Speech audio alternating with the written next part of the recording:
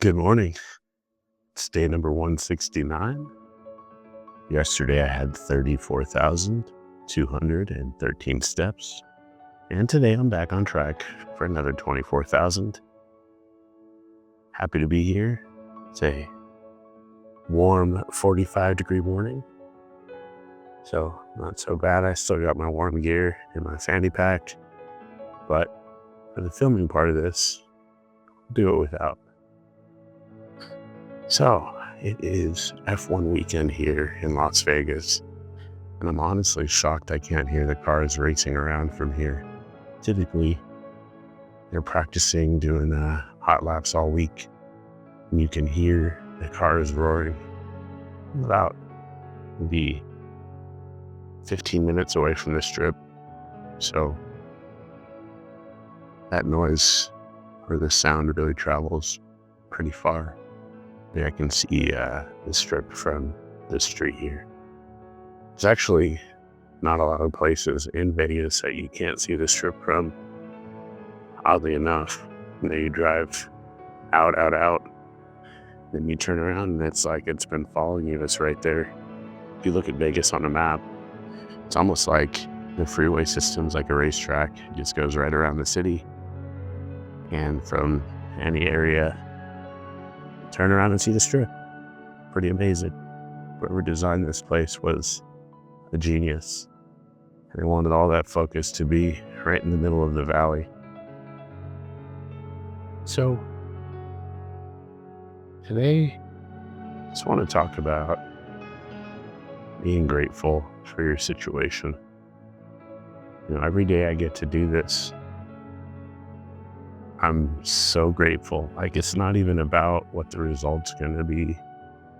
It's just about being able to do the action. I have a subscriber. Her name is Ellen, and her channel name is Ellen Smile.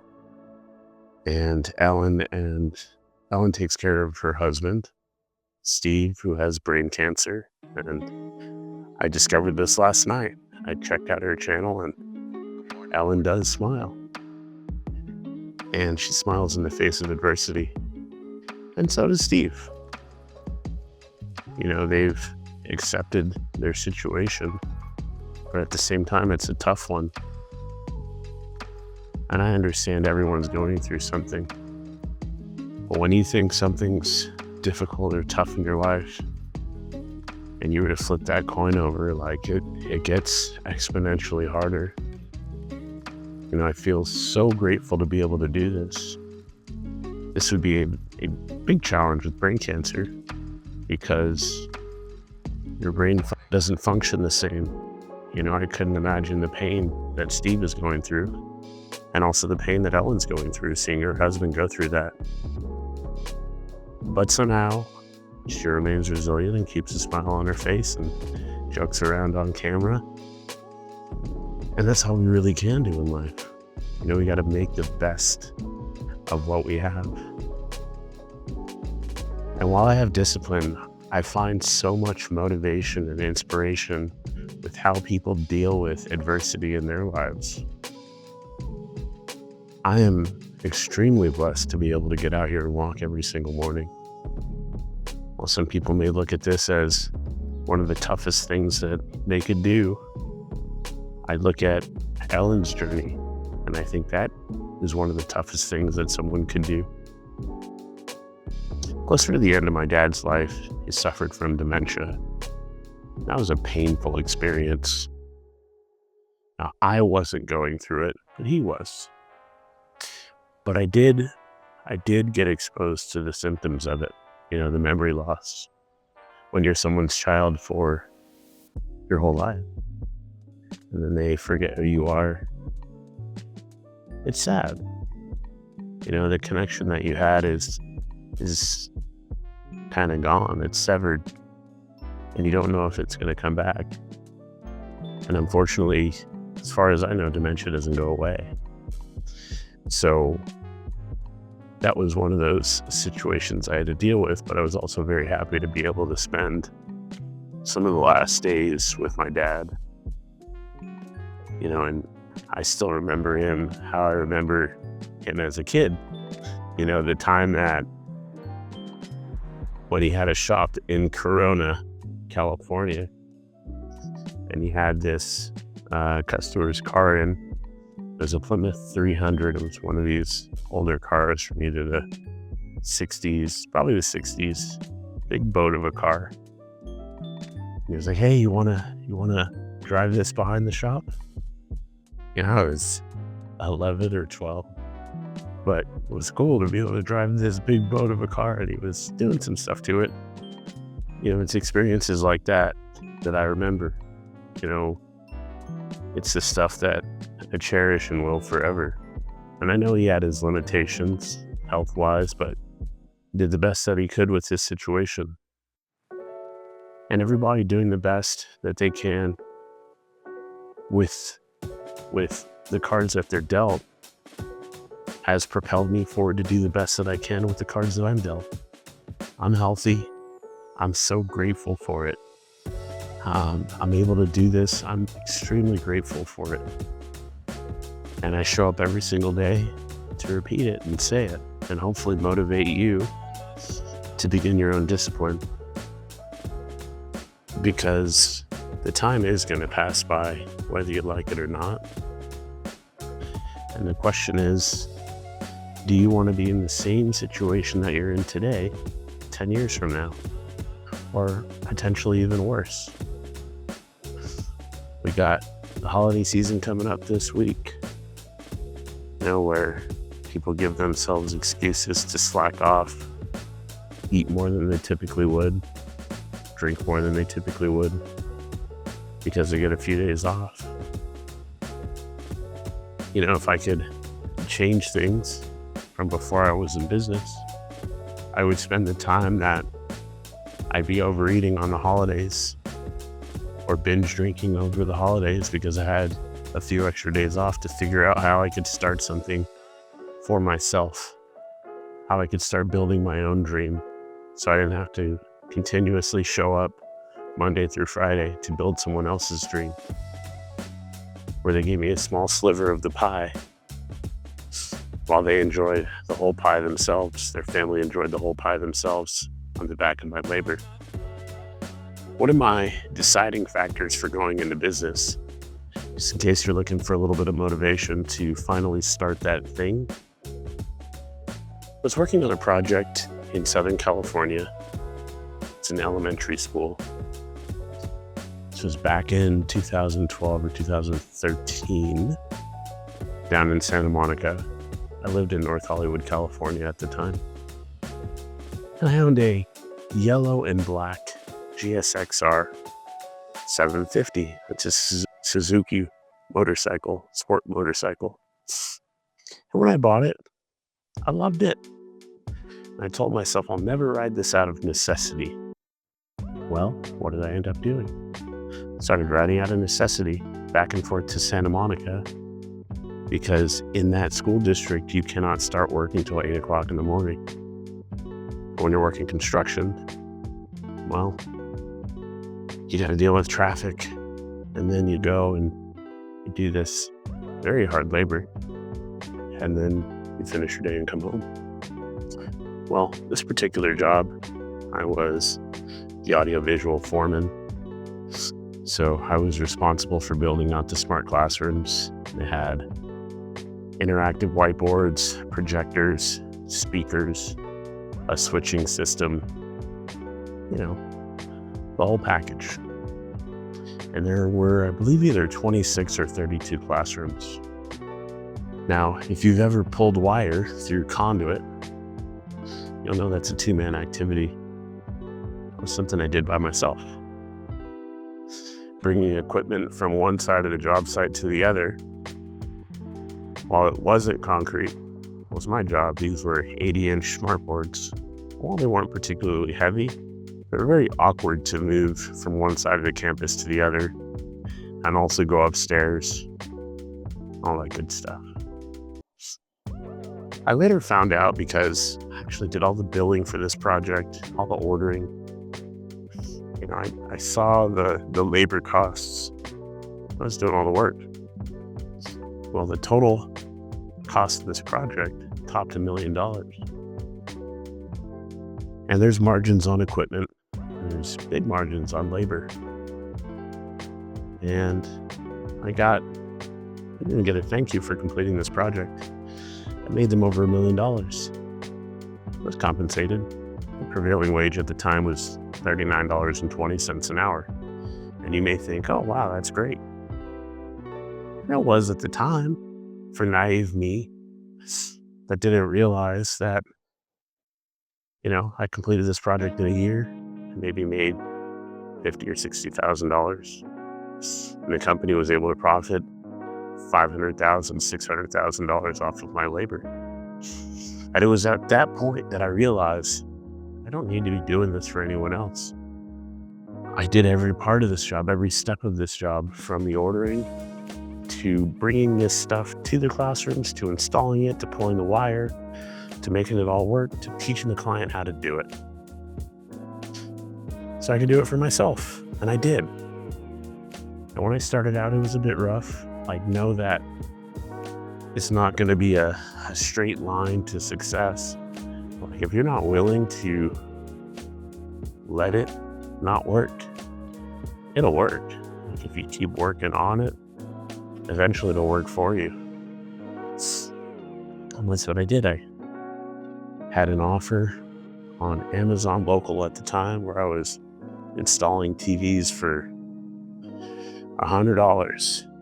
Amazon was taking half, and I was including the mount. At the time, I could get mounts at a pretty reasonable price, and I was clearing $30 per job.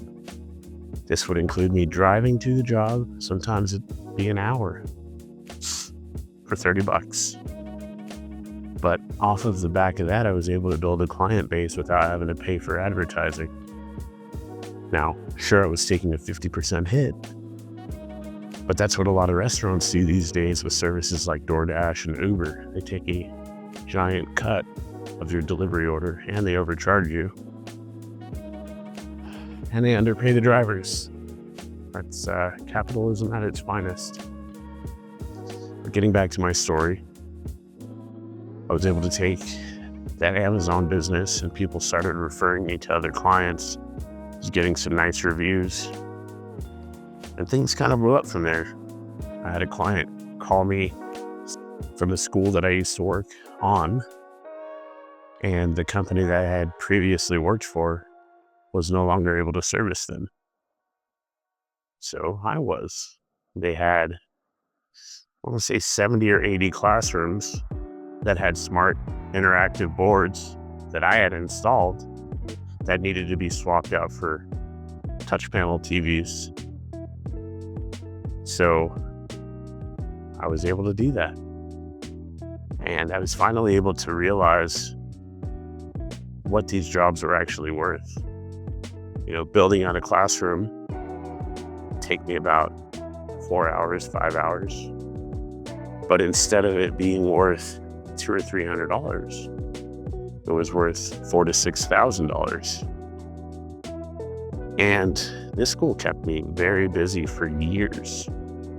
Sometimes projects would top $40,000, $50,000, $60,000. So making that switch and staying in the same industry just really blew my mind. I didn't realize that was an option for me. It was going through the struggle of doing everything for a company, them not being grateful to finally working directly with the client, and they're so happy about the things that you're doing for them and the way that you show up for them, the things that the company took for granted. I want you to know that that's an option, especially now more than ever before. Like, this is the next step of that journey. YouTube is a business. You share stories and experiences, and people watch. I checked one other facet of YouTube is I checked my Amazon Associates account, and I had a few more orders where someone clicked on one of the links in my description, which, if you want to support this channel right now, I'll typically have links in my videos that you can click on. And if you're going to order something anyways, may as well use my link. gives me a little kickback. And if you find any value in this video, it doesn't cost you anything more. And you get to support a guy walking around in the middle of nowhere every single day of the week. But that was kind of cool to see. I'm starting to see the building blocks, just like I saw a little bit of progress in the very beginning with Amazon Local and people getting these TV installs done. I was making $30 a job, wondering, is this really worth it? But I stuck with it. Like, that's always been the key, is the consistency of it, sticking with it. I didn't think $30 jobs would last very long, but then I figured out a way to, I remember a guy taught me how to do electrical outlets. So I would make $30 or clear $30 on the job with the mount. Now I could sell concealing the wires for an extra $100. So now I was actually in the black instead of being in the red, going to these jobs, spending money on fuel, spending my time, all that good stuff. And I got a little bit better at selling, packages. Hey, you know what? I'm already here. I'll install that second TV for another $100. But Amazon wasn't part of that process. So I got to enjoy the full profit on that part of the job. And I found just little tips and tricks and ways to make my business thrive. But it was all on the back of taking that first step, of being fed up and saying, you know what, enough is enough. Sick of being in a thankless position where I'm not valued and where people are just making so much money off of my labor. Decision has to be made to do something for yourself, and that's part of a self-improvement journey. It makes this easier. The stuff that I'm willing to deal with in the beginning, I'm willing to have patience to realize the results on the back end. I know that takes time on the front end. I know it takes a lot of effort on the front end. A lot of times when you start a new endeavor, you won't see any type of progress or reward, be it health-wise, fitness-wise, business-wise. You won't see a lot of reward until the end. But like one of my good clients told me, he said, when you're in business, you get to thank yourself for the good days and also for the bad days, the tough days. So when you need a day off and you're established, you can take it. I had gotten to a point where I was oversubscribed. I worked with some of the biggest celebrities in the game, that had the means to pay me what I was worth, what I wanted to bill. It wasn't a problem. I worked with very large organizations like schools, restaurants, big chains to small bars, and developed these relationships where people would just call me to ask me how I was doing. Some of my clients attended my wedding. It's a completely different dynamic than the take dynamic that I had, where they just took when I was working a job. Finally got to branch out onto my own and start my own thing and create my own destiny, and realize that all of the work I put in would actually pay off. It was such a rewarding feeling. This talk started out with Ellen and her wife and her husband. This talk started out with Ellen and her husband, Steve. And just the struggles that they go through. Everybody's going through something.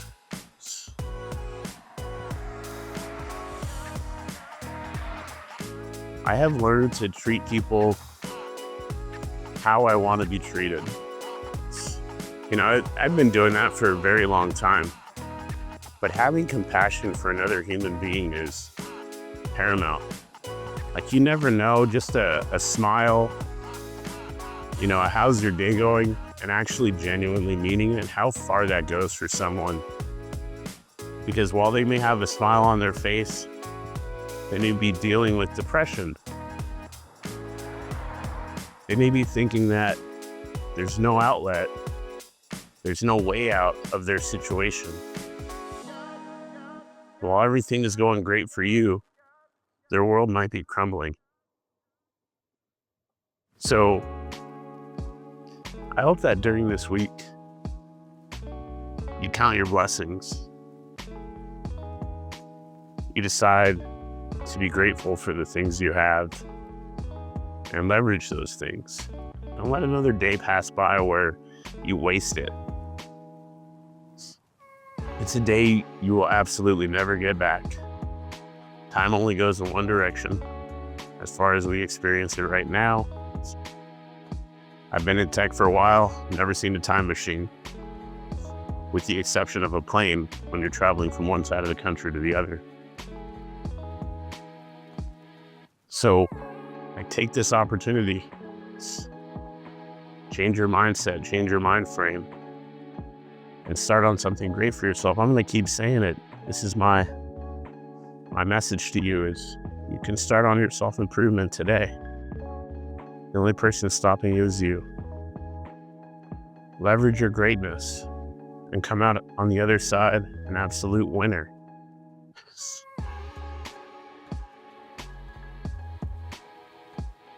Now, if you're willing to embrace your situation and move forward in a positive direction, I'd like you to leave that word embrace in the comment section. Lets me know that you stuck around to the end. You were willing to embrace me in this video, my message. And I truly hope to see you in the next one. I'm gonna have a card for a playlist. I do these walks every single morning. This is my commitment to myself and my commitment to you. I said I was gonna do it, and I'm doing it. Seeing growth on my channel. I have a goal to get to 100,000 subscribers. I got rid of my car, and I walk and bicycle everywhere right now. Until that happens, I'm dedicated to this. My efforts will pay off. No matter how long it takes, I'm willing to put the time and energy in. I'm willing to come here and talk to you every single day. When I could just do this in absolute silence. When I could be selfish. My purpose is to serve others through my actions. And I hope that my service was great for you today. I'm Brandon Alexander, and I'll catch you tomorrow on day 170. Now go out there and be great.